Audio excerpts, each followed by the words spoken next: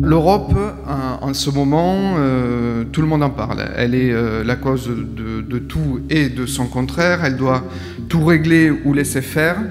C'est pour défendre une vision de l'Europe, de la proximité et de l'engagement quotidien que nous devons montrer ce qui se fait sur le terrain.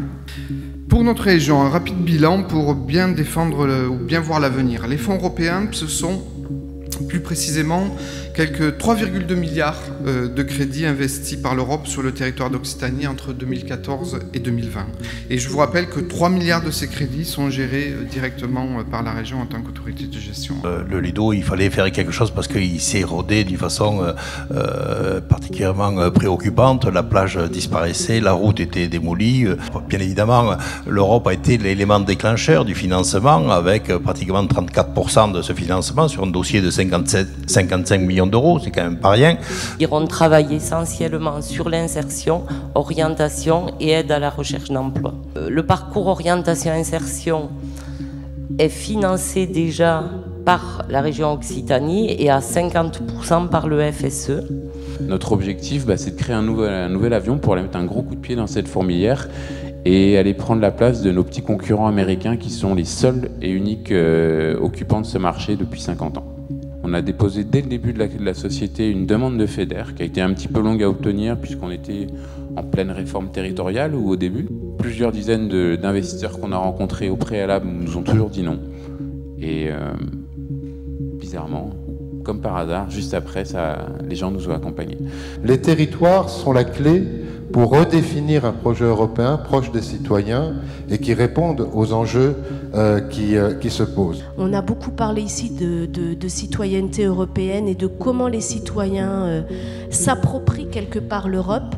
Il n'y a encore rien de mieux que de leur montrer des projets qui sont financés par l'Europe et qui se trouvent à côté de chez eux. Nous vivons un moment politique particulier en Europe parce que c'est la première fois de notre histoire qu'il y a un pays membre qui quitte le club. Donc il y a un questionnement politique essentiel. Ça laisse aussi un trou dans les budgets à hauteur de 13 milliards d'euros sur 7 ans. Les politiques dites traditionnelles, dont la nôtre, la politique de cohésion, et la politique agricole commune, ont dû faire face à une analyse pour voir comment on peut les réorienter, les recentrer, de manière à donner les résultats qu'on attend, mais avec un peu moins de moyens. Les questions qu'on s'est posées pendant tant d'années de cohésion sociale, d'harmonisation fiscale, où on voit bien qu'on avance tellement peu sur ces sujets-là, on n'a plus le choix aujourd'hui. Il faut le faire très vite. Et tous les budgets dans tous les autres États continents sont à la progression, sauf sur le continent européen. Et au moment où on devrait avoir un budget de la cohésion double de ce que nous avons aujourd'hui, on est en train de le régresser de 10%. S'il y a moins d'argent, donc soit effectivement on fait des économies, et c'est ce qu'on nous propose là, de faire des économies assez drastiques, soit on essaie de trouver d'autres sources. Il faut faire en sorte justement d'avoir une nouvelle fiscalité qui puisse alimenter le budget européen et permettre d'accélérer des processus, notamment des processus tels que ceux qui ont été présentés ce matin, où on voit bien qu'avec des financements, on arrive à jouer des effets de levier pour permettre le développement de l'Union européenne. Mon souhait, c'est que les leaders politiques français qui portent le projet européen sachent se parler pour convaincre au niveau des autres États. Après, on pourra peser sur la Commission.